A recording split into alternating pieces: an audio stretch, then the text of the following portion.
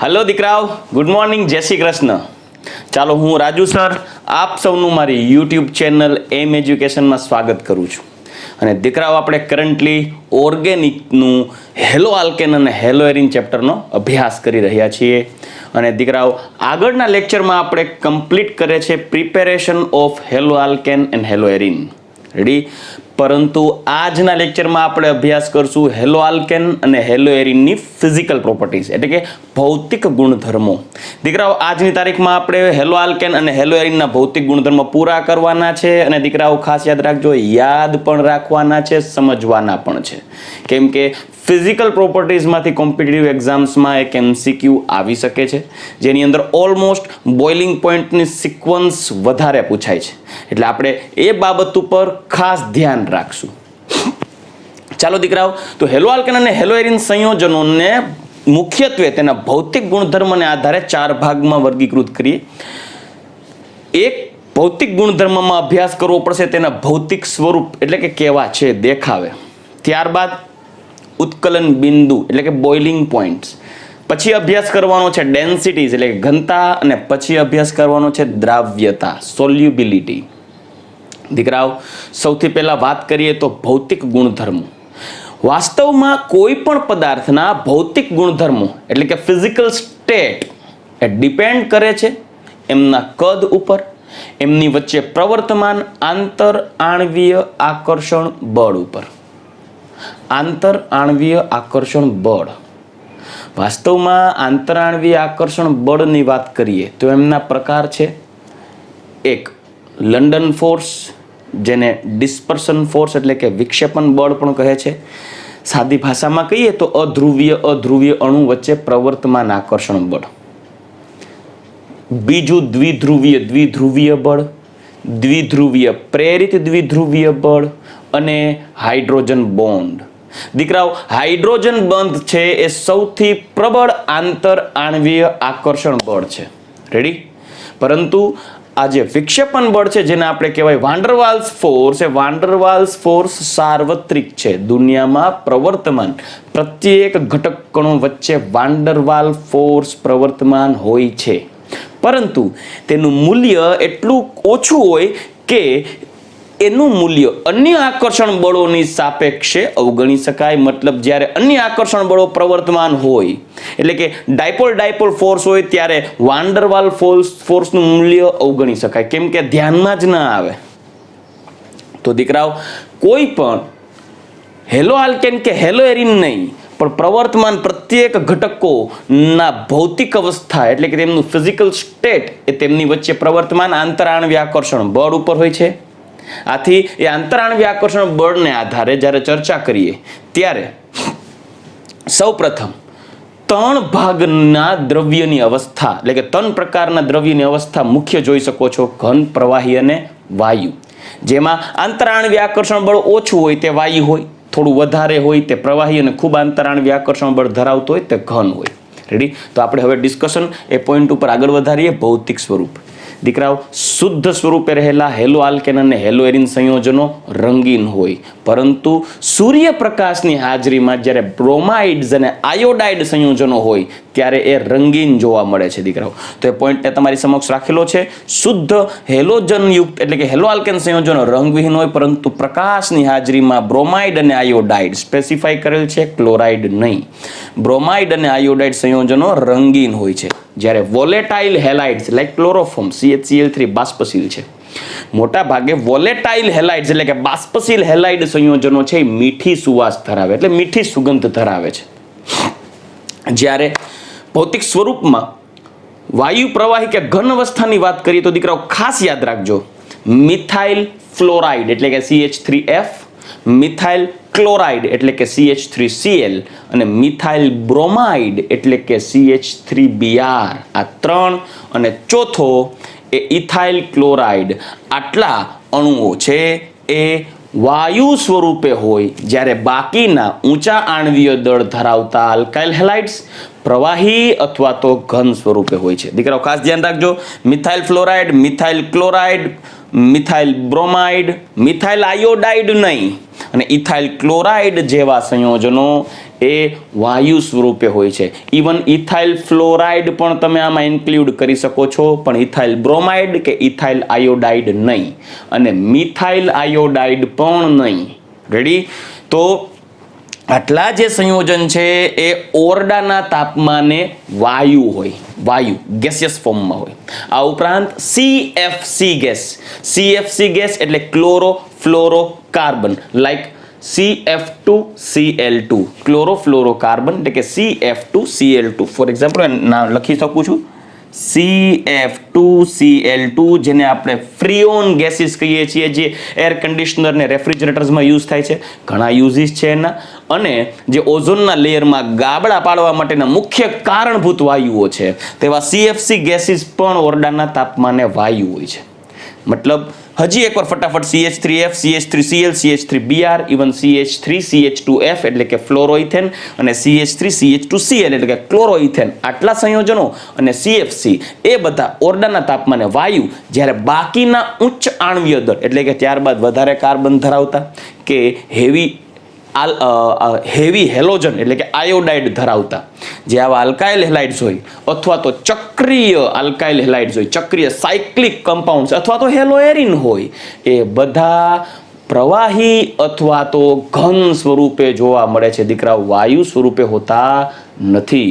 આથી ખાસ ધ્યાન રાખજો દીકરાઓ, ઉચ્ચ આણ્વીય દળ ધરાવતા સંયોજનો અને ચક્રીય સંયોજનો, દીકરાઓ હેલોએરિન બધા ચક્રીય જ હોય.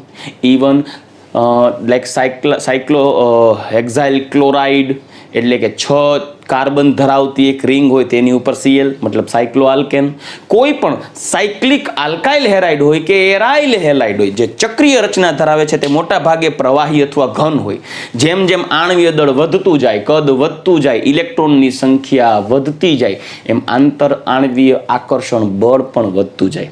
અને જેમ જેમ આંતરાણ્વીય આકર્ષણ બળ વધે દીકરાઓ, એમ ભૌતિક અવસ્થા પ્રવાહીથી ઘન તરફ જાય. આથી કહી શકાય કે જેમ જેમ ઉચ્ચ આણ્વીય દળ તરફ જશો, તેમ તેમ ઘન સ્વરૂપ ધારણ થશે, એટલે પ્રવાહી કે ઘન સ્વરૂપે જોવા મળે. રેડી? ચાલો હવે બીજો પોઈન્ટ આપણે ડિસ્કસ કરીએ, અને એ છે આલ્કાઇલ હેલાઇડ સંયોજનોમાં ઉત્કલન બિંદુ. ચાલો, આલ્કાઇલ હેલાઇડ સંયોજનોમાં ઉત્કલન બિંદુ જે બીજો પોઈન્ટ છે, આલ્કાઇલ હેલાઇડ ના ઉત્કલન બિંદુ.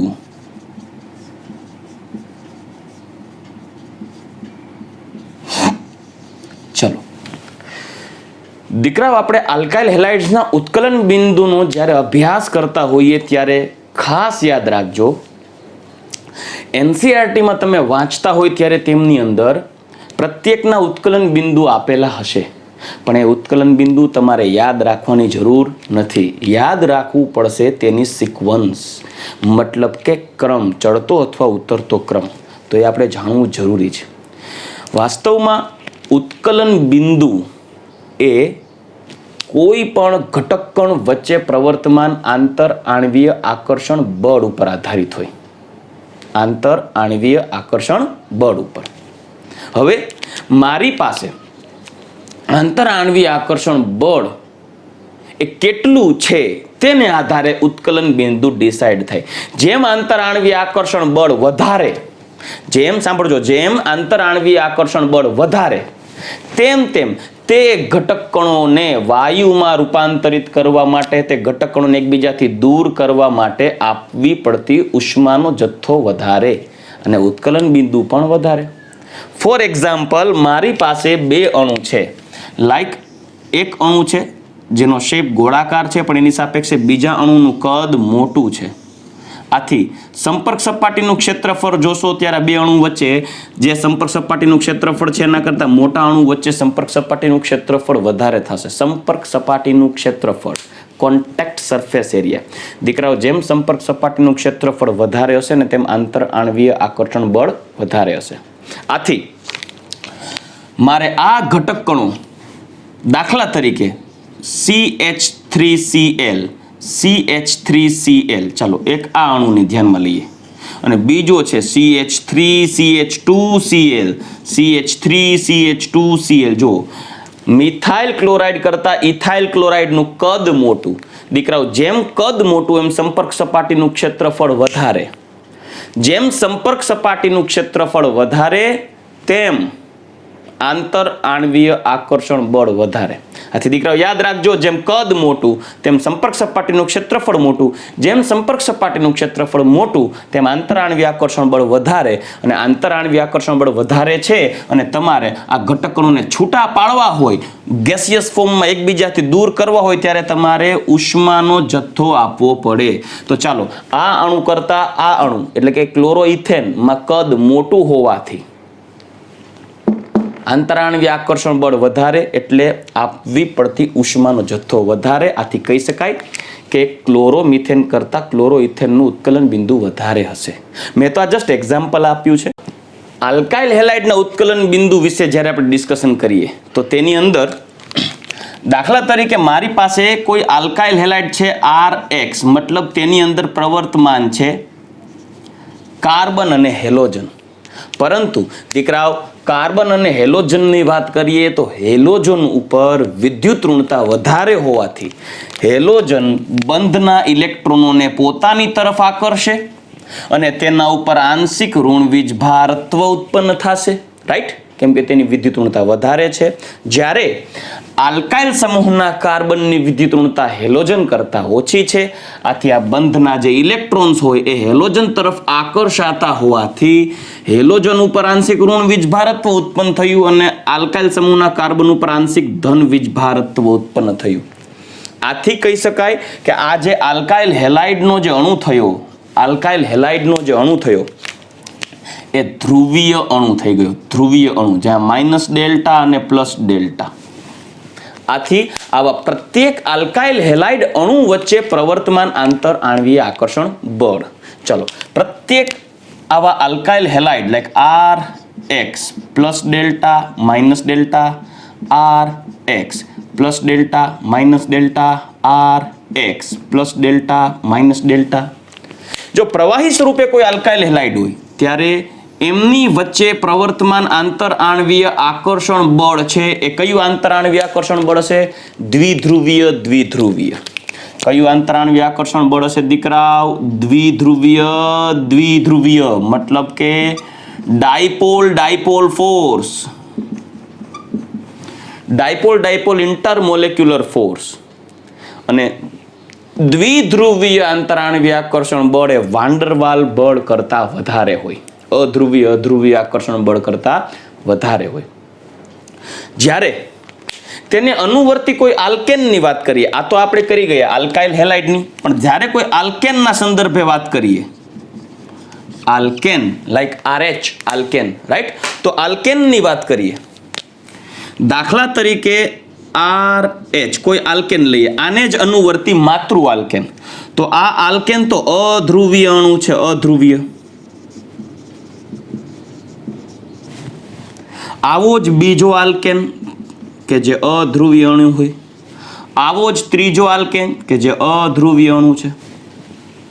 અને અધ્રુવીય અણુ વચ્ચે પ્રવર્તમાન આંતરાણ્વીય આકર્ષણ બળ તો માત્ર ને માત્ર વાન ડર વાલ બળ હોય.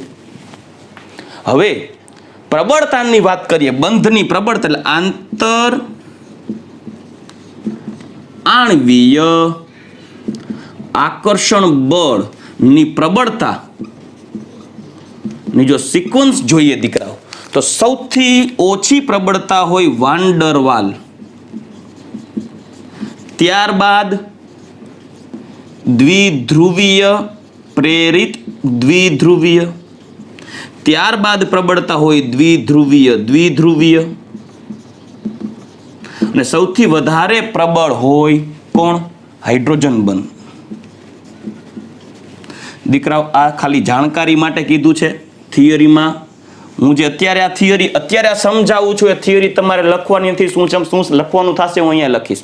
આ તો તમને સમજાવું છું કે આલ્કાઇલ હેલાઇડમાં રહેલો CX બંધ ધ્રુવીય હોવાથી તેમની વચ્ચે દ્વિધ્રુવીય આંતરાણ્વીય આકર્ષણ બળ છે. જ્યારે તેનો જનક પરમાણુ આલ્કેન છે, લાઈક ક્લોરોમિથેન હોય તો એનો જનક પરમાણુ મિથેન થાય, લાઈક ક્લોરોઇથેન હોય તો તેનો જનક પરમાણુ ઇથેન થાય, લાઈક ક્લોરોપ્રોપેન હોય તો તેનો જનક પરમાણુ એટલે કે જનક આલ્કેન થાય, પ્રોપેન થાય. તો આ અનુવર્તી આલ્કેનમાં માત્ર વાન્ડરવાલ બળ હોય. હવે આંતરાણ્વીય આકર્ષણ બળની વાત કરીએ તો જો હેલો આલ્કેનમાં દ્વિધ્રુવીય અને આલ્કેનમાં વાન્ડરવાલ બળ. આથી આ બંધ તોડવા કરતા વાન્ડરવાલ બંધ તોડવા સહેલા. આથી કહી શકાય કે વાન્ડરવાલ બળની આ જે આંતરાણ્વીય આકર્ષણ બળ છે તેની પ્રબળતા ઓછી હોવાથી આવા આલ્કેનને વાયુમાં રૂપાંતર કરવા માટે આપવી પડતી ઉષ્મા ઓછી હશે. આથી તેનું ઉત્કલન બિંદુ ઓછું, કેમ કે ઉષ્મા માટે તાપમાન તો પ્રોવાઈડ કરવું પડશે. જ્યારે અહીંયા દ્વિધ્રુવીય આકર્ષણ બળ હોવાથી આલ્કાઇલ હેલાઇડનું ઉત્કલન બિંદુ તેને અનુવર્તી આલ્કેન કરતાં વધારે હશે. આથી એ પોઈન્ટને ખાસ મારે નોટ ડાઉન કરવાનો છે દીકરાઓ. એટલે જે જરૂરી પોઈન્ટ છે એ લખું છું કે RX માં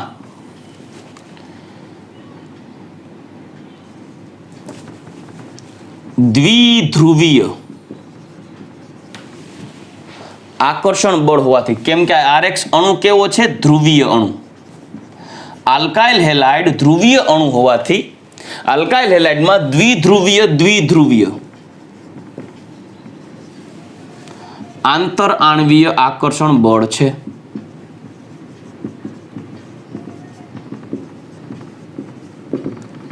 જેથી તેના ઉત્કલન બિંદુ તેને અનુવર્તી જનક આલ્કેન એટલે કે માતૃ આલ્કેન કરતા વધુ હોય છે. શા માટે? કારણ કે આલ્કેનમાં માત્ર વાન્ડરવાલ બળ હોય જે નિર્બળ હોય, કેમ કે એ અધ્રુવીય છે. રાઈટ? આથી કહી શકાય જનક આલ્કેન કરતા વધુ હોય. શા માટે? રીઝન લખી શકાય, કેમ કે આલ્કેન કેવો છે? અધ્રુવીય હોવાથી નિર્બળ આંતર આણ્વીય આકર્ષણ બળ કયું? વાન્ડરવાલ બળ ધરાવે. આથી જો એનું એક્ઝામ્પલ લખીએ દીકરાઓ, તો એક્ઝામ્પલ હું લખી શકીશ. દાખલા તરીકે CH3Cl નું ઉત્કલન બિંદુ વધારે હોય છે CH4 કરતા. CH3CH2Cl નું ઉત્કલન બિંદુ વધારે હોય છે CH3CH3 ઇથેન કરતા. ક્લોરોમિથેનનું ઉત્કલન બિંદુ મિથેન કરતા વધારે, ક્લોરોઇથેનનું ઉત્કલન બિંદુ ઇથેન કરતા વધારે. કારણ એક જ, આ અણુ છે એ ધ્રુવીય અણુ છે, જ્યારે આ અણુ છે એ અધ્રુવીય છે. ઇવન લગભગ સમાન આણ્વીય દળ, સાંભળજો, લગભગ સમાન આણ્વીય દળ ધરાવતા આલ્કેન કરતા પણ આલ્કાઇલ હેલાઇડના ઉત્કલન બિંદુ વધારે હોય. એ નોટ ડાઉન પણ કરવું પડશે. લગભગ સમાન આણ્વીય દળ ધરાવતા આલ્કેન કરતા પણ આલ્કાઇલ હેલાઇડ નું ઉત્કલન બિંદુ વધુ હોય છે. જોજો, એક તો માતૃ આલ્કેન કરતા તો વધારે જ હોય, પણ આલ્કાઇલ હેલાઇડને સમાન આણ્વીય દળ, લગભગ સમાન આણ્વીય દળ ધરાવતા આલ્કેનનું ઉત્કલન બિંદુ પણ આલ્કાઇલ હેલાઇડ કરતા વધારે. એટલે કહી શકાય કે દાખલા તરીકે CH3Cl નું ઉત્કલન બિંદુ વધારે હશે CH3CH2CH3 કરતા. ક્લોરોમિથેનનું આણ્વીય દળ છે 50.5 અને પ્રોપેનનું આણ્વીય દળ 44. એટલે જેમના આણ્વીય દળ એકબીજાની નજીક થાય તેવા આલ્કાઇલ હેલાઇડના ઉત્કલન બિંદુ પણ આલ્કેન કરતા વધારે હોય. મુખ્ય કારણ તેમાં પ્રવર્તમાન દ્વિધ્રુવીયતા. રાઈટ. તો ટૂંકમાં કહી શકાય કોઈ પણ આલ્કાઇલ હેલાઇડના ઉત્કલન બિંદુ એ તેને અનુવર્તી આલ્કેન કરતા વધારે હોય, કારણ કે આલ્કાઇલ હેલાઇડમાં દ્વિધ્રુવીય આંતરઆણવીય આકર્ષણ બળ છે, જ્યારે આલ્કેનમાં માત્ર વાન ડર વાલ બળ છે. રેડી. ચાલો દીકરાઓ, હવે આપણે આલ્કાઇલ હેલાઇડમાં અંદરો અંદર જ્યારે સરખામણી કરીએ અને ઉત્કલન બિંદુના ક્રમ જાણીએ તો જેમ જેમ આલ્કાઇલ હેલાઇડમાં કાર્બન પરમાણુની સંખ્યા વધે, એટલે કે CH2 ક્રમશઃ વધે અને કાર્બન શૃંખલા વધે, તેમ તેમ તેના બંધારણમાં આણવીય દળમાં વધારો થાય, ઇલેક્ટ્રોનની સંખ્યામાં પણ વધારો થાય અને કદ પણ વધે. દીકરાઓ, આંતરઆણવીય આકર્ષણ બળ એ તે બંધારણમાં રહેલા ઇલેક્ટ્રોનની સંખ્યા ઉપર આધાર રાખે છે, કદ ઉપર આધાર રાખે છે અને સંપર્ક સપાટીના ક્ષેત્રફળ ઉપર આધાર રાખે. જેમ ઇલેક્ટ્રોન વધે, જેમ કદ વધે, જેમ સંપર્ક સપાટીનું ક્ષેત્રફળ વધે ને, તેમ આંતરઆણવીય આકર્ષણ બળ વધે, અને જો આંતરઆણવીય આકર્ષણ બળ વધે તો ઉત્કલન બિંદુ વધે.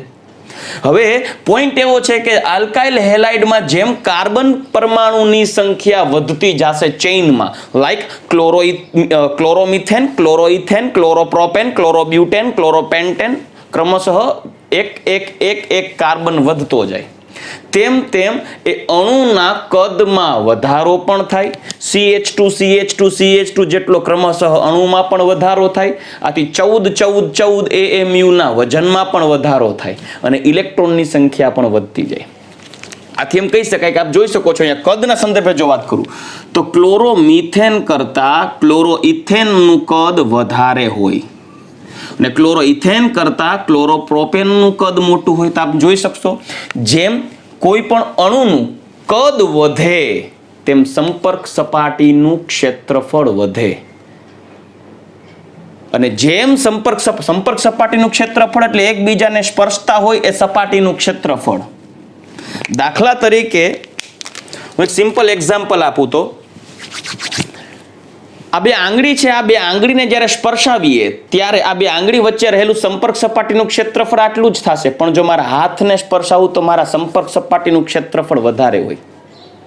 હવે આંગળીના ટેરવા કરતા અંગૂઠાનું કદ મોટું હોવાથી તેની સંપર્ક સપાટીનું ક્ષેત્રફળ મોટું છે, અને જેમ સંપર્ક સપાટીનું ક્ષેત્રફળ વધે ને દીકરાઓ, એમ આંતરાણવીય આકર્ષણ બળ વધે, અને આંતરાણવીય આકર્ષણ બળ વધે એમ એક ઘટકણોને છૂટા પાડવા માટે આપવી પડતી ઉર્જાનો જથ્થો વધે, અને જેથી વધુ તાપમાન આપવું પડે તો એક ઘટકણો છૂટા થઈ વાયુમાં રૂપાંતરિત થાય. આથી ઉત્કલન બિંદુ પણ વધે. આથી કહી શકાય કે જેમ કદ વધે તેમ તેમ સંપર્ક સપાટીનું ક્ષેત્રફળ વધે અને ઉત્કલન બિંદુ પણ વધે. તો દીકરાઓ એ રીઝન હું લખી શકીશ અહીંયા કે ક્રમશઃ કાર્બન પરમાણુ ના વધારા સાથે આણવીય દળ, ઇલેક્ટ્રોનની સંખ્યા, કદ અને સંપર્ક સપાટીના ક્ષેત્રફળ માં વધારો થવાથી આંતર આણવીય આકર્ષણ બળ વધશે અને ઉત્કલન બિંદુ પણ વધે છે. આથી કહી શકાય કે દીકરાઓ ક્લોરોમિથેન કરતા ક્લોરોઇથેન અને ક્લોરોઇથેન કરતા ક્લોરોપ્રોપેન જેમ જેમ કાર્બન પરમાણુની સંખ્યા વધશે તેમ તેમ ઉત્કલન બિંદુ વધશે. બીજી વાત, સર એક કામ કરીએ, કાર્બન પરમાણુની સંખ્યા પણ નથી વધારવી અને હેલોજનમાં પણ કોઈ ફર્ક નથી કરવો, મતલબ કે સમઘટકો બનાવીએ. સમઘટકો એટલે માત્ર બંધારણ ફેરવો, સળંગ શૃંખલાને શાખિત કરી નાખો, ત્યારે ઉત્કલન બિંદુમાં શું ફરક આવશે? ચાલો એનું ડિસ્કશન કરીએ. મતલબ કે જેમ સમઘટકો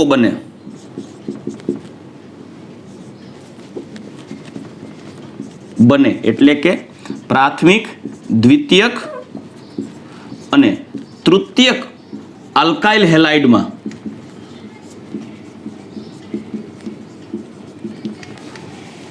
પ્રાથમિકથી દ્વિતીયક અને દ્વિતીયકથી તૃતીયક, પ્રાથમિકથી દ્વિતીયક અને દ્વિતીયકથી તૃતીયક આલ્કાઇલ હેલાઇડના ઉત્કલન બિંદુમાં ઘટાડો થાય છે. દીકરાઓ યાદ રાખજો, પ્રાથમિક આલ્કાઇલ હેલાઇડ કરતા દ્વિતીયક આલ્કાઇલ હેલાઇડ અને દ્વિતીયક આલ્કાઇલ હેલાઇડ કરતા તૃતીયક આલ્કાઇલ હેલાઇડના ઉત્કલન બિંદુમાં ઘટાડો થાય છે. ચાલો એનું એક્ઝામ્પલ તમારી સમક્ષ પહેલા રાખીશ. ચાલો, દાખલા તરીકે મારી પાસે એક પ્રાથમિક આલ્કાઇલ હેલાઇડ છે અને એ છે normal butyl chloride Cl, normal butyl chloride એટલે કે પ્રાથમિક. જ્યારે બીજું એક એક્ઝામ્પલ દોરું દીકરાઓ, CH3CHCl, CH2CH3 આ સેકન્ડરી છે. દ્વિતીયક બ્યુટાઇલ ક્લોરાઇડ. જ્યારે હજી એક એક્ઝામ્પલ તમારી સમક્ષ રાખું દીકરાઓ, CH3C, CH3CH3Cl, જેને કહેશું તૃતીયક બ્યુટાઇલ ક્લોરાઇડ.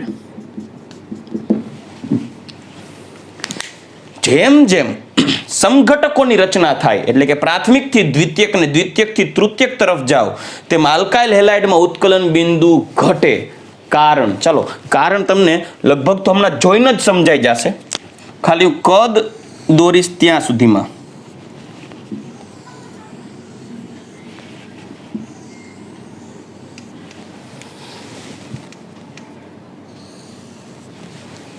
આપ જોશો તો ખ્યાલ આવશે, કદમાં ઘટાડો થાય છે, આથી ઉત્કલન બિંદુમાં પણ ઘટાડો થાય.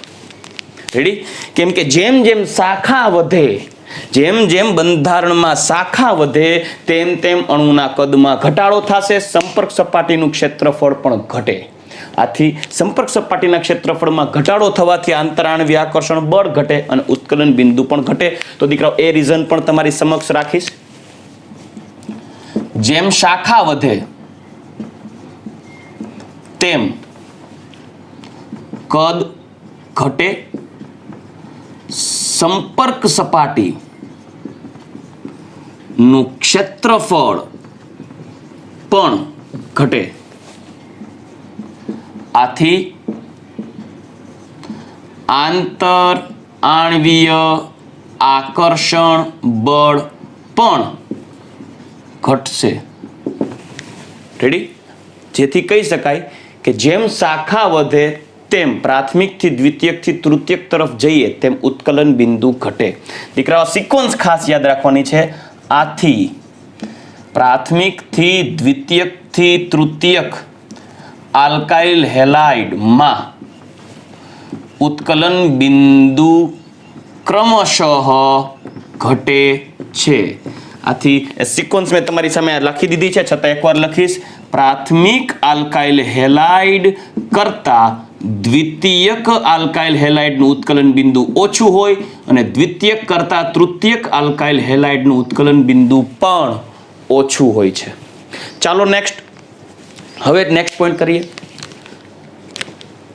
માની લ્યો કે આ વખતે આપણે કાર્બન સંખ્યા પણ નથી વધારવી, નથી કોઈ શાખા બનાવવી, પણ હેલોજન બદલીએ. હેલોજન મતલબ ફ્લોરાઇડ થી ક્લોરાઇડ થી બ્રોમાઇડ થી આયોડાઇડ તરફ જઈએ તેમ સમૂહમાં ફ્લોરાઇડ થી આયોડાઇડ તરફ જાવ ને તેમ પણ હેલોજન પરમાણુનું કદ વધે. અને જેમ કદ વધે તો સ્વાભાવિક છે સંપર્ક સપાટીનું ક્ષેત્રફળ વધે અને આંતરાણવીય આકર્ષણ બળ પણ વધે. આથી ઉત્કલન બિંદુ પણ વધે. આથી કહી શકાય કે જેમ હેલોજન પરમાણુમાં પરમાણુ ભાર વધારવામાં આવે તેમ ફ્લોરાઇડ થી આયોડાઇડ તરફ જતા ઉત્કલન બિંદુ વધે. ચલો તો એ પોઈન્ટને ખાસ નોટ ડાઉન કરશું. જેમ હેલોજન પરમાણુ નો પરમાણુ ભાર વધે તેમ કદના વધારા સાથે તથા પરમાણુ ભાર અને ઇલેક્ટ્રોનના વધારા સાથે આંતર આણવીય આકર્ષણ બળ વધે અને ઉત્કલન બિંદુ વધે. કેમ કે જેમ જેમ આલ્કાઇલ હેલાઇડનો પરમાણુ ભાર વધશે દીકરાઓ, જેમ ફ્લોરાઇડથી ક્લોરાઇડથી બ્રોમાઇડથી આયોડાઇડ તરફ જશો એમ કદ તો વધશે પણ સાથે ઇલેક્ટ્રોન પણ વધે છે. આથી ઇલેક્ટ્રોનનો વધારો અને કદનો વધારો થતો હોવાથી સંપર્ક સપાટીના ક્ષેત્રફળમાં પણ વધારો થશે અને ઉત્કલન બિંદુ પણ વધશે. આથી દીકરાઓ એ તમારી સમક્ષ લખીશ કે CH3F કરતા CH3Cl, CH3Cl કરતા CH3Br અને CH3Br કરતા CH3I ના ઉત્કલન બિંદુમાં વધારો થાય છે, કારણ કે ફ્લોરાઇડના કદ કરતા ક્લોરાઇડનું, ક્લોરાઇડ કરતા બ્રોમાઇડનું અને બ્રોમાઇડ કરતા આયોડાઇડનું કદ મોટું હોય. આથી પરિણામી અણુના કદમાં પણ વધારો થશે, સંપર્ક સપાટીના ક્ષેત્રફળમાં પણ વધારો થશે અને આંતરાણ્વીય આકર્ષણ બળ વધશે. આથી તેને તોડવા માટે આપવી પડતી ઉર્જાનું મૂલ્ય વધારે, આથી ઉત્કલન બિંદુ વધારે. રાઈટ? તો ચાલો આ ખાસ આ મુદ્દાને ધ્યાનમાં રાખશું દીકરાઓ. નેક્સ્ટ હજી આ વખતે હેલોજન પરમાણુને પણ નથી બદલવો, કાર્બન પરમાણુની સંખ્યા નથી વધારવી, માત્ર પોલી હેલોજન સંયોજન બનાવતા જઈએ. એટલે હેલોજન પરમાણુની સંખ્યા વધારીએ કોઈ એકની. તો જેમ હેલોજન પરમાણુની સંખ્યા વધશે એમ પણ ઇલેક્ટ્રોનની સંખ્યા વધારા થવાને કારણે અને ઇલેક્ટ્રોનની સંખ્યામાં વધારો થવાને કારણે પણ ઉત્કલન બિંદુ વધશે. ચાલો એનું એક એક્ઝામ્પલ લઈએ ખાસ. હેલોજન પરમાણુ ની સંખ્યા વધે તેમ ઉત્કલન બિંદુ વધે. કારણ શું છે? તો કારણ કહી શકાય, કારણ કે ઇલેક્ટ્રોન સંખ્યા વધે અને આણ્વીય દળ વધે. હવે જેમ વજન વધે અને ઇલેક્ટ્રોનની સંખ્યા વધશે, ઇવન કદ પણ વધશે, ત્યારે સંપર્ક સપાટીના ક્ષેત્રફળમાં વધારો થવાથી ઉત્કલન બિંદુ પણ વધશે. ચાલો એનું એક્ઝામ્પલ લઈએ. દાખલા તરીકે CH3Cl ક્લોરોમિથેન, એના કરતા વધુ ઉત્કલન બિંદુ છે CH2Cl2 ડાયક્લોરોમિથેન. એના કરતા વધુ ઉત્કલન બિંદુ છે CHCl3 ટ્રાઇક્લોરોમિથેન એટલે કે ક્લોરોફોર્મ, અને એના કરતા વધુ ઉત્કલન બિંદુ છે CCl4 એટલે કાર્બન ટેટ્રાક્લોરાઇડ. દીકરાવાનું ઉત્કલન બિંદુ ક્રમશઃ જેમ જેમ ક્લોરીન પરમાણુ વધારતા જાવ છો તેમ તેમ ઉત્કલન બિંદુ વધે છે. એનું પ્રૂફ શું? કોઈ પણ ઘટક કણ વચ્ચે જ્યારે આંતરાણ્વીય આકર્ષણ બળ પ્રબળ હોય ને ત્યારે એ પ્રવાહી અથવા ઘન હોય, પણ જેમ આંતરાણ્વીય આકર્ષણ બળ ઘટતું જાય તો એ પ્રવાહી ધીમે ધીમે બાષ્પશીલ બનતું જાય. મતલબ ઓછું આંતરાણ્વીય આકર્ષણ બળ હોય ને તો એ થોડીક વારમાં ઉડી જાય, લાઈક પેટ્રોલ. પાણી અને પેટ્રોલમાં પાણીનું ઉત્કલન બિંદુ વધારે છે. રેડી? પાણીનું ઉત્કલન બિંદુ વધારે છે, પાણીમાં આંતરાણ્વીય આકર્ષણ બળ પણ વધારે છે. આથી પાણીની બાષ્પશીલતા પેટ્રોલ કરતા ઓછી છે. પાણીમાં આંતરાણ્વીય આકર્ષણ બળ વધારે છે પેટ્રોલ કરતા. પેટ્રોલમાં આંતરાણ્વીય આકર્ષણ બળ ઓછું છે. આથી પેટ્રોલ સરળતાથી બાષ્પશીલ થાય. મતલબ જેમ આંતરાણ્વીય આકર્ષણ બળ ઓછું હશે તેમ તેની બાષ્પશીલતા વધારે હશે, અને જેમ આંતરાણ્વીય આકર્ષણ બળ વધારે હશે તેમ તેની બાષ્પશીલતા ઓછી હશે.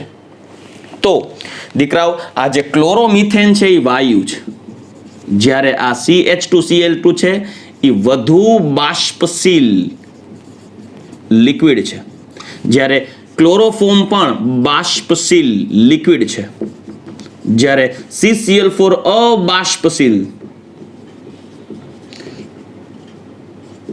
લિક્વિડ છે.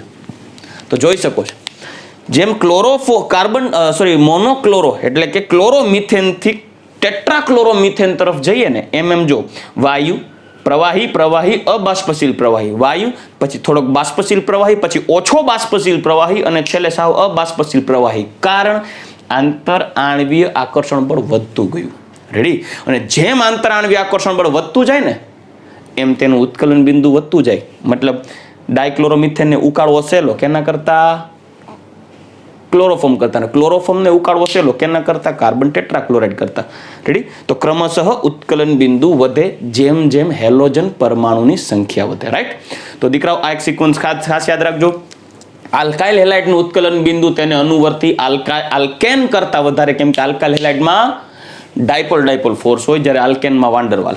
બીજો પોઈન્ટ, આલ્કાઇલ હેલાઇડના ઉત્કલન બિંદુમાં જેમ પરમાણુની સંખ્યા વધે તેમ ઉત્કલન બિંદુ વધે. દીકરાઓ ખાસ યાદ રાખજો, જેમ પરમાણુની સંખ્યા વધે તેમ ઉત્કલન બિંદુ વધે. કાર્બન પરમાણુની સંખ્યા વધે તેમ ઉત્કલન બિંદુ વધે. રાઈટ.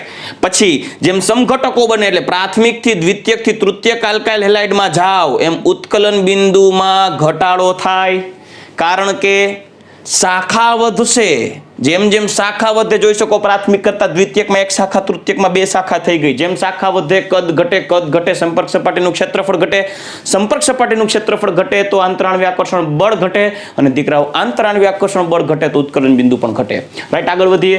જેમ શાખા વધે તેમ સંપર્ક સપાટીનું ક્ષેત્રફળ વધે. આખી થિયરી મેં લખી દીધી છે. નેક્સ્ટ, જેમ હેલોજન પરમાણુનો પરમાણુ ભાર વધે, એટલે ફ્લોરિન થી ક્લોરિન થી આયોડિન તરફ જઈએ, ફ્લોરિન, ક્લોરિન, બ્રોમિન, આયોડિન, એમ ઇલેક્ટ્રોનની સંખ્યાના વધારા સાથે આંતરાણ્વીય આકર્ષણ બળ પણ વધે, ઉત્કલન બિંદુ પણ વધે. દીકરાઓ ફટાફટ જોજો, ખાસ ધ્યાન રાખજો. આથી કહી શકાય કે જેમ હેલોજન પરમાણુની સંખ્યા વધે તેમ હેલોજન પરમાણુનો પરમાણુ ભાર વધે તેમ ઉત્કલન બિંદુ વધે. દીકરાઓ ખાસ ધ્યાન રાખજો, ક્યારે પરમાણુ ભાર વધે ત્યારે. નેક્સ્ટ, આ વખતે હેલોજન પરમાણુનો પરમાણુ ભાર નથી વધારવો, પણ હેલોજન પરમાણુ જ સીધા વધારી દઈએ તો પણ ઉત્કલન બિંદુ વધે. રાઈટ. તો આ થઈ ગયું આલ્કાઇલ હેલાઇડ સંયોજનોના ઉત્કલન બિંદુ માટે. પણ દીકરાઓ એક મારે ખાસ મુદ્દો તમારે કહેવો પડશે તમને. કોઈ પણ આલ્કાઇલ હેલાઇડ કરતા એરાઇલ હેલાઇડના ઉત્કલન બિંદુ વધારે હોય, કારણ કે એમાં બેન્ઝીન રિંગ હોવાને કારણે તેમનું કદ વધારે હોય અને સંપર્ક સપાટીનું ક્ષેત્રફળ પણ વધારે હોય. આથી એ પોઈન્ટ પણ લખી દઈશ કે હેલો એરિન નું ઉત્કલન બિંદુ એટલે બોઇલિંગ પોઈન્ટ એ હેલો આલ્કેન કરતા વધારે હોય. દીકરાઓ ખાસ કમ્પેરિઝન સમાન કાર્બનની સંખ્યા સાથે કરવાની હોય. ક્યાંક તમે અહીંયા હેલો આલ્કેનમાં પછી 15-20 કાર્બનની સંખ્યા ભેગા કરી દો તો એનું ઉત્કલન બિંદુ વધારે જ હોય, પણ ટૂંકમાં 6 કાર્બન સાથે કમ્પેરિઝન કરવામાં આવે ત્યારે આલ્કાઇલ હેલાઇડનું ઉત્કલન બિંદુ કરતા એરાઇલ હેલાઇડનું ઉત્કલન બિંદુ વધારે હશે. રાઈટ. તો દીકરાઓ આ હતી બોઇલિંગ પોઈન્ટની સિક્વન્સ. પણ યાદ રાખજો, કોઈ પણ આલ્કાઇલ હેલાઇડનું ઉત્કલન બિંદુ એ આલ્કોહોલ કરતા ઓછું હોય. પાછું લખવાની જરૂર નથી, કેમ કે ટેક્સ્ટ બુકની અંદર એક ટોપિક આપેલો નથી, પણ તમારા ધ્યાનમાં રહેશે. આલ્કોહોલ હોય ને, આલ્કોહોલ એમાં OH બંધ હોય, અને OH બંધની હાજરીને કારણે તેમાં હાઇડ્રોજન બંધ રચાય. હવે આલ્કોહોલમાં હાઇડ્રોજન બંધ હોય, જ્યારે આલ્કાઇલ હેલાઇડમાં દ્વિધ્રુવીય બળ હોય. હવે હાઇડ્રોજન બંધ પ્રબળ હોવાથી એમાં આંતરાણ્વીય આકર્ષણ બળ વધારે હોય આલ્કોહોલમાં, કેમ કે એમાં હાઇડ્રોજન બંધ છે. આથી કહી શકાય કે આલ્કોહોલના ઉત્કલન બિંદુ હાઇડ્રોજન બંધને કારણે પ્રબળ હોય, આલ્કાઇલ હેલાઇડના ઉત્કલન બિંદુ આલ્કોહોલ કરતા નીચા હોય. રાઈટ. તો હવે આપણે દીકરાઓ ઘનતાના પોઈન્ટ તરફ આગળ વધીએ. હવે આપણે જોઈએ હેલો એરિનમાં સમઘટકીય અણુ વચ્ચે ઉત્કલન બિંદુ અને ગલન બિંદુની વાત. દીકરાઓ ઓલમોસ્ટ ઓર્થો, મેટા અને પેરા ડાયક્લોરોબેન્ઝીનના ઉત્કલન બિંદુ લગભગ સમાન છે. જે પૈકી ઓર્થો સમઘટકનું ઉત્કલન બિંદુ સ્લાઇટલી વધારે હોય, કેમ કે એની દ્વિધ્રુવીય ચાક માત્રા 0 ન હોય. કેમ કે એની દ્વિધ્રુવીય ચાક માત્રા જોશો તો દ્વિધ્રુવીય ચાક માત્રા સ્પેશિયલી પરિણામી બંધની દ્વિધ્રુવીય ચાક માત્રાનો સદિશ સરવાળો 0 નહીં થાય.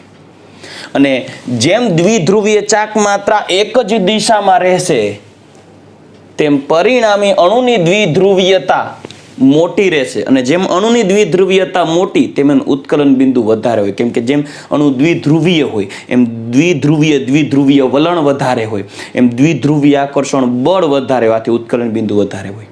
પરંતુ અહીંયા તમે મેટામાં જોશો તો એનું ડાયપોલ મોમેન્ટ છે સહેજ ફંટાયેલું છે, મેટા સ્થાને સહેજ ઘટે, પણ તોય સાવ ઓપોઝિટ સદિશ સરવાળો નથી આવતી. પરિણામી દ્વિધ્રુવીય ચાક માત્રાનું મૂલ્ય 0 નહીં થાય, પણ આપ જોઈ શકશો ઓર્થો કરતા ઓછું હશે એટલે એનું ઉત્કલન બિંદુ ઓછું છે.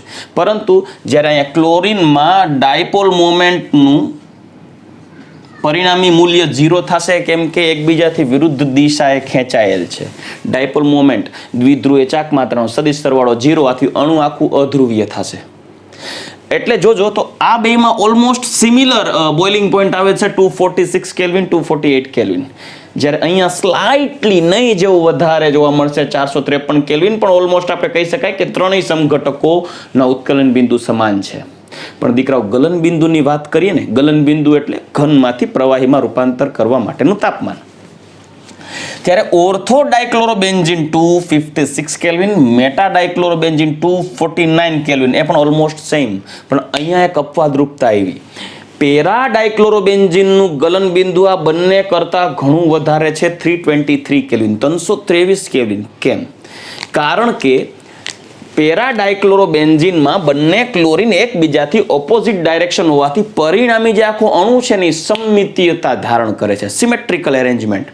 અને સમમિતીયતા ધારણ થતું હોવાથી જ્યારે એ ઘન સ્વરૂપમાં રૂપાંતર પામતો હશે, જ્યારે ઘન, કેમ કે ગલન બિંદુ છે ઘનને પ્રવાહીમાં રૂપાંતર કરવા માટે વપરાય, આથી આની સમમિતીય ગોઠવણીને કારણે જ્યારે ઘન સ્વરૂપમાં રૂપાંતર પામ્યું હશે ત્યારે તેની સમમિતીય વર્તણૂકને કારણે પ્રત્યેક ઘટક કણો ઘન સ્વરૂપમાં રૂપાંતરણ પામતી વખતે શક્ય તેટલા એકબીજાની નજીકથી ગોઠવાઈ શક્યા હશે, જેને કહેવાય ને પરફેક્ટ એરેન્જમેન્ટ, એટલે કે સુવ્યવસ્થિતપણે આ પેરા ડાઈ સબસ્ટિટ્યુટેડ ક્લોરોબેન્ઝીન એકબીજાની નજીક ગોઠવાયેલા હશે, કારણ કે તે સમમિતીય રચના ધરાવે. દીકરાઓ, જેમ અણુ સમમિતીય હોય ને તેમ તે ઘન સ્વરૂપમાં રૂપાંતર પામતો હોય ને ત્યારે તેની સ્ફટિકમય ગોઠવણી એકદમ પરફેક્ટ બને.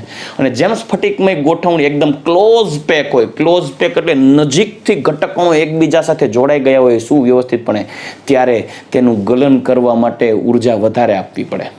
આથી કહી શકાય કે સમમિતીય રચના ધરાવતો હોવાથી સ્ફટિક રચનામાં સુવ્યવસ્થિતપણે ઘટકોની ગોઠવણ થવાથી તેનું ગલન બિંદુ વધારે છે. ઓકે, ઘનતા ઉપર આગળ વધીએ ત્યારે દીકરાઓ ધ્યાનમાં રાખજો ખાસ, બ્રોમો આલ્કેન, કોઈ પણ બ્રોમો આલ્કેન, ફ્લોરો અને ક્લોરો નહીં, bromo alkane, bromo alkane, iodo alkane અને પોલીક્લોરો આલ્કેન, લાઈક ડાયક્લોરોમિથેન, ટ્રાયક્લોરોમિથેન કે ટેટ્રાક્લોરોમિથેન, ટૂંકમાં પોલીક્લોરો આલ્કેન, બ્રોમો આલ્કેન અને આયોડો આલ્કેન, આટલા સંયોજનો એ પાણી કરતાં ભારે હોવાથી તેની ઘનતા પાણી કરતાં વધારે છે, જ્યારે ક્લોરો આલ્કેનની ઘનતા અને ફ્લોરો આલ્કેનની ઘનતા પાણી કરતાં ઓછી છે. ધ્યાનમાં રાખજો, MCQમાં પૂછાઈ શકે છે. રેડી? બીજી વાત, જેમ જેમ કાર્બન પરમાણુની શૃંખલામાં વધારો કરવામાં આવે તેમ તેમ વજનમાં વધારાની સાથે તેની ઘનતામાં વધારો થાય. આ ઉપરાંત જેમ જેમ હેલોજન પરમાણુનો પરમાણુ ભાર વધારવામાં આવે, એટલે કે ફ્લોરાઇડથી ક્લોરાઇડથી બ્રોમાઇડથી આયોડાઇડ તરફ જઈએ, તેમ પણ વજનના વધારા સાથે ઘનતા વધે. ઇવન જેમ હેલોજન પરમાણુની સંખ્યા વધે, લાઈક મોનોક્લોરો, ડાયક્લોરો, ટ્રાયક્લોરો, ટેટ્રાક્લોરો, તેમ પણ વજનના વધારા સાથે ઘનતામાં વધારો થાય. આથી આ સિક્વન્સ MCQ માટે ઇમ્પોર્ટન્ટ છે દીકરાઓ, ખાસ ધ્યાન રાખજો. જેમ કાર્બન પરમાણુની સંખ્યા વધે તેમ ઘનતા વધે, કારણ એક CH2 વજનનો વધારો થશે, આથી ઘનતા પણ વધશે. નો ડાઉટ કદ પણ વધે, પણ જેટલો વજનનો વધારો થાય તેટલો કદનો વધારો નથી. હેલોજન પરમાણુનો પરમાણુ ભાર વધે તેમ ઘનતા વધે, એટલે ફ્લોરાઇડ કરતા, ક્લોરાઇડ કરતા, બ્રોમાઇડ કરતા આયોડાઇડ ઘનતામાં વધારો થશે. ઇવન જેમ હેલોજન પરમાણુની સંખ્યા વધે એમ પણ ઘનતામાં વધારો થાય છે, લાઈક ક્લોરો, મોનોક્લોરો એટલે કે ક્લોરોમિથેન, ડાયક્લોરોમિથેન, ટ્રાયક્લોરોમિથેન, ટેટ્રાક્લોરોમિથેન, ઘનતામાં વધારો. રાઈટ? હવે લાસ્ટ ટોપિક જોઈએ દીકરાઓ, દ્રાવ્યતા, સોલ્યુબિલિટી. ચાલો દીકરાઓ, હવે આપણે લાસ્ટ મુદ્દો જોઈ લઈએ, ભૌતિક ગુણધર્મને આધારે દ્રાવ્યતા, સોલ્યુબિલિટી. દીકરાઓ, આલ્કાઇલ હેલાઇડ સંયોજનોની જલ દ્રાવ્યતા ખૂબ ઓછી છે. મતલબ આલ્કાઇલ હેલાઇડ સંયોજનો પાણીમાં ખૂબ જ અલ્પ દ્રાવ્ય છે. શા માટે? ચાલો હવે હું તમને ઉદાહરણ સાથે સમજાવું. દાખલા તરીકે મારી પાસે એક આલ્કાઇલ હેલાઇડ છે, લાઈક RX. ચાલો હું આ RX ના અણુઓ જે એકબીજા સાથે આંતરાણવીય આકર્ષણ બળો દ્વારા જોડાયેલા છે, જેને હું પાણીના અણુમાં ઉમેરી અને દ્રાવ્ય કરવા માંગુ છું. ચાલો તો હું એ દીકરાઓ અહીંયા પાણીના અણુ દોરી દઉં છું, લાઈક H2O. ચાલો, પરંતુ દીકરાઓ આપ સૌ જાણો છો કે પાણીના અણુ વચ્ચે કયું આકર્ષણ બળ હોય છે? હાઇડ્રોજન બંધ. અને હાઇડ્રોજન બંધ તો પ્રબળ હોય છે. તેને તોડવા માટે જરૂરી ઉર્જાનું મૂલ્ય પણ વધારે હોય છે, તો એ પણ લખવું પડશે. તોડવા જરૂરી ઉર્જા વધુ. ચલો રેડી. હવે જો આપણે દ્રાવ્ય કરીએ દીકરાઓ, સાંભળજો દીકરાઓ, દ્રાવ્ય કરીએ ત્યારે કંઈક આવી રચના ડેવલપ થશે. જોજો, Rx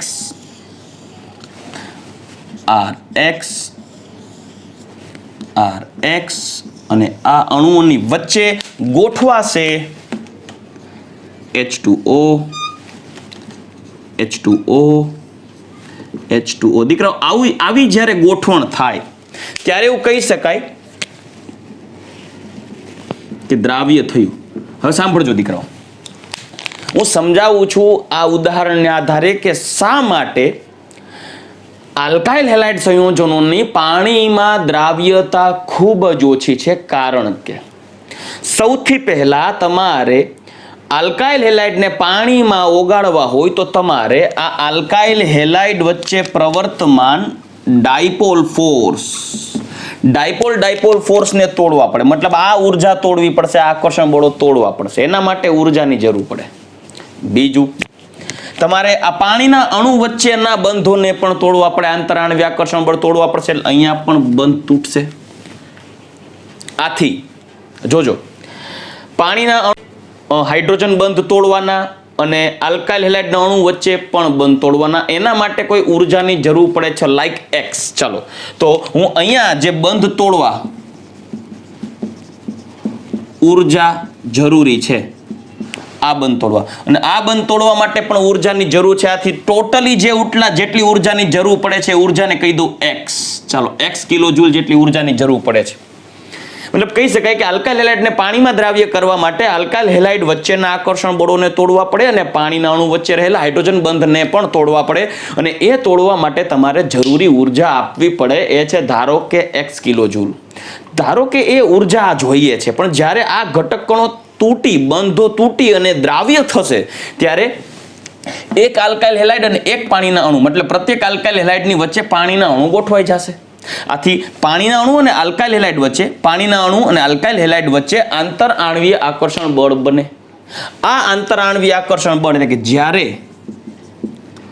Rx અને H2O વચ્ચે આકર્ષણ બળથી જોડાણ થાય, જ્યારે કોઈ પણ ઘટક કણો એકબીજાની નજીક આવીને આકર્ષાઈને જોડાય ને દીકરાઓ, ત્યારે તેની ગતિ ઉર્જા ઘટી જાય. કેમ કે જેમ નજીક આવશે તેમ ગતિ ઉર્જા ઘટશે. આથી આકર્ષાઈને જોડાય તેમ ગતિ ઉર્જા ઘટે, તે દરમિયાન વધારાની ઉર્જા ઉત્પન્ન કરે. આથી કહી શકાય કે જ્યારે આ ઘટક કણો એ આકર્ષાઈને નજીક આવીને જોડાય છે, ત્યારે આકર્ષણ બળથી જોડાણ થાય ત્યારે ઉર્જા ઉત્પન્ન કરે. ધારો કે એ ઉર્જા છે Y કિલોજૂલ. કેટલી છે? Y કિલોજૂલ. હવે કોઈ પણ પદાર્થની પાણીમાં દ્રાવ્યતા માટેનો એક કોમન નિયમ સાંભળી લેજો દીકરાઓ. એક એક્ઝામ્પલ આપું છું કે બજારમાં તમે કોઈ વસ્તુ લેવા જાઓ છો, એ વસ્તુને ખરીદી કરવા જાઓ છો. એ વસ્તુ બજારમાં લેવા ગયા, લાઈક તમે લેવા જાઓ છો એસી એર કન્ડિશનર. અત્યારે હવે તમને એર કન્ડિશનરનો ભાવ કીધો છે 40,000, 40,000 રૂપિયાનું એક એસી આવવાનું છે.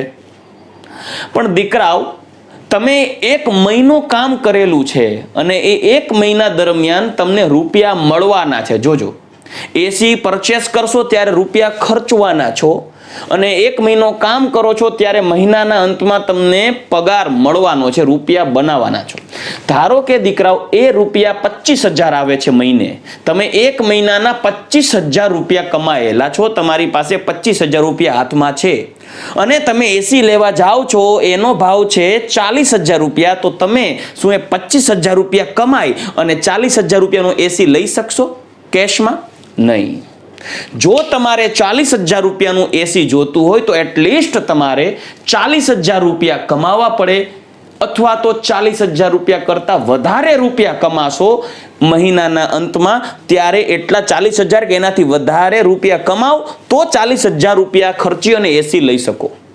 સોલ્યુબિલિટીમાં કંઈક આવું જ છે. તમારે આ બંધોને તોડી અને દ્રાવ્ય કરવું હોય તો તમારે આ બંધોને તોડવા માટે આટલી ઉર્જાની જરૂર પડે. અને જ્યારે દ્રાવ્ય થશે આ થિયોરિટિકલી વાત છે, થશે ત્યારે એમની વચ્ચે આકર્ષણ બળથી ઉર્જા ઉત્પન્ન થશે. મતલબ આ આવક થઈ, આ જાવક થઈ. આવક થતી ઉર્જા જેટલી જ જાવક થતી ઉર્જા હશે અથવા આવક થતી ઉર્જા કરતા જાવક થતી ઉર્જાનું મૂલ્ય ઓછું હશે તો દ્રાવ્ય થશે. મતલબ આ ઘટક કણો એકબીજા સાથે જોડાય અને આકર્ષણ બળથી જેટલી ઉર્જા ઉત્પન્ન કરશે એ ઉર્જાનું મૂલ્ય x જેટલું કે તેને કરતા આ y ઉર્જાનું મૂલ્ય x જેટલું કે તેના કરતા વધારે હશે, y વધારે હશે તો આને તોડવા માટે જરૂરી ઉર્જા આમાંથી જ ઉત્પન્ન થઈ જશે અને દ્રાવ્યતા થઈ જાય.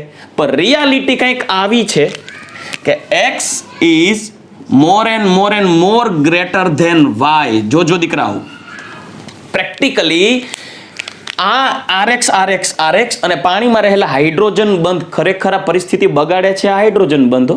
કેમ કે x નું જાજુ મૂલ્ય જોઈ છે હાઇડ્રોજન બંધને કારણે. કેમ કે હાઇડ્રોજન બંધ પ્રબળ હોય ને, તોડવા વધારે ઉર્જા આપવી પડે. આથી આલ્કાઇલ હેલાઇડ અને પાણીમાં રહેલા હાઇડ્રોજન બંધોને તોડવા માટે વધુ ઉર્જાની જરૂર પડે છે. એટલી ઉર્જા જ્યારે આ આલ્કાઇલ હેલાઇડ અને પાણીના અણુ એકબીજાને આકર્ષાય અને ઉર્જા ઉત્પન્ન કરે ને તો ઉત્પન્ન થતી તેટલી ઉર્જા એ આ જરૂરી ઉર્જા કરતા ઓછી હોય છે. મતલબ ઉત્પન્ન થતી ઉર્જાનું મૂલ્ય ઓછું હોય છે. આથી એ ઉત્પન્ન થતી ઉર્જા એ આ બંધોને તોડવા માટે જરૂરી ઉર્જા પૂરી પાડી શકતી નથી. આથી આલ્કાઇલ હેલાઇડ સરળતાથી પાણીમાં દ્રાવ્ય થતું નથી. કેમ કે પાણીના બંધ તૂટવા માટે ઉર્જા વધારે થાય. સમજાય છે? તમે એસી લઈ શકતા નથી કેમ કે એસી નો ભાવ છે 40,000 રૂપિયા અને તમે મહિને કમાઓ છો 25,000 રૂપિયા, તો તમે એસી નહીં લઈ શકો. એવી વાત છે કે આને દ્રાવ્ય થવા માટે જરૂરી જેટલી ઉર્જા છે એના કરતા ઓછી ઉર્જા દ્રાવ્ય થવાથી ઉત્પન્ન થતી ઉર્જા છે. આથી દ્રાવ્ય થશે નહીં. તો એ સ્ટેટમેન્ટ અહીંયા જોઈ શકું, વાંચીશ. હેલો આલ્કેન સંયોજનો પાણીમાં અતિ અલ્પ દ્રાવ્ય છે કારણ કે Rx ને પાણીમાં દ્રાવ્ય કરવા માટે ઉષ્માનો ઉમેરો કરવો પડે છે જે Rx ના બંધ તોડવા અને H2O માં રહેલા હાઇડ્રોજન બંધને તોડવા માટે વપરાય. Rx ના બંધ તોડવા એટલે આંતર આણ્વીય આકર્ષણ બળ તોડવા.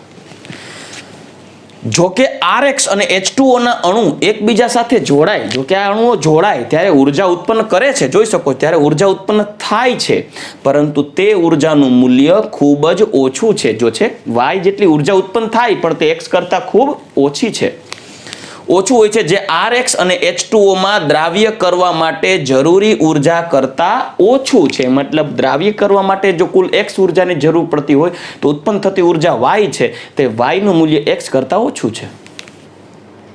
આથી Rx એટલે આલ્કાઇલ હેલાઇડની H2O માં દ્રાવ્યતા ખૂબ ઓછી છે, રાઈટ. પરંતુ આપ જોઈ શકો છો Rx સંયોજનો અન્ય કાર્બનિક સંયોજનો જેવા કે એસિટોન અને ઇથર કે જેમાં હાઇડ્રોજન બંધ ન હોય, મતલબ આંતરાણ્વીય આકર્ષણ બળ ઓછા હોય, તેવા દ્રાવકો કાર્બનિક દ્રાવકોમાં સરળતાથી દ્રાવ્ય થવાનું વલણ ધરાવે છે. કારણ કે એનું રીઝન તમે લખી શકો દીકરાઓ કે Rx અને કાર્બનિક દ્રાવકના અણુઓ વચ્ચે રચાતા આકર્ષણ બળને કારણે ઉત્પન્ન થતી ઉર્જા, એટલે કે દાખલા તરીકે Rx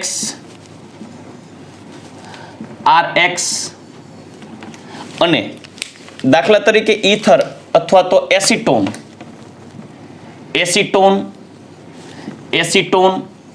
આમની વચ્ચે જ્યારે આકર્ષણ બળ રચાશે, જ્યારે દ્રાવ્ય થશે ત્યારે ઉત્પન્ન થતી જે ઉષ્મા હશે એ ઉષ્મા એ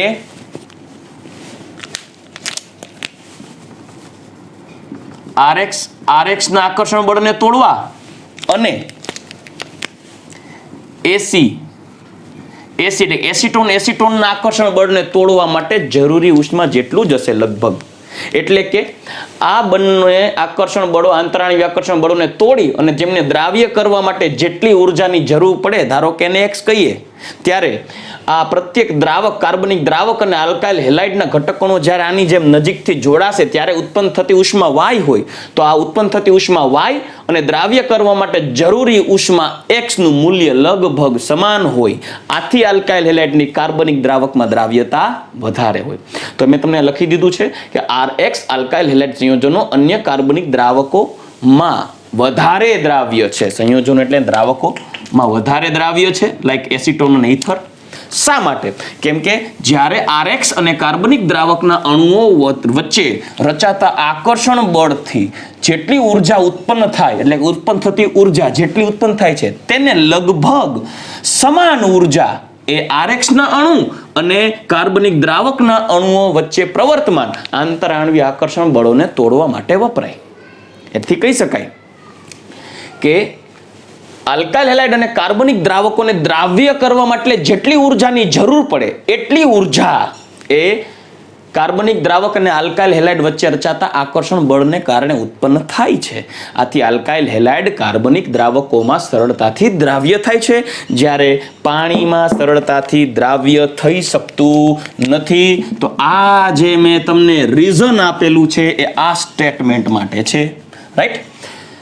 તો ચાલો દીકરાઓ, આપણે અહીંયા પૂરું કર્યું છે આલ્કાઇલ હેલાઇડ અને હેલોએરિન સંયોજનોના ભૌતિક ગુણધર્મો. રાઈટ? હવે આપણે નેક્સ્ટ લેક્ચરમાં આગળ વધશું અને રાસાયણિક ગુણધર્મો અને સ્ટીરિયોકેમિસ્ટ્રી વિશેની ચર્ચા કરશું.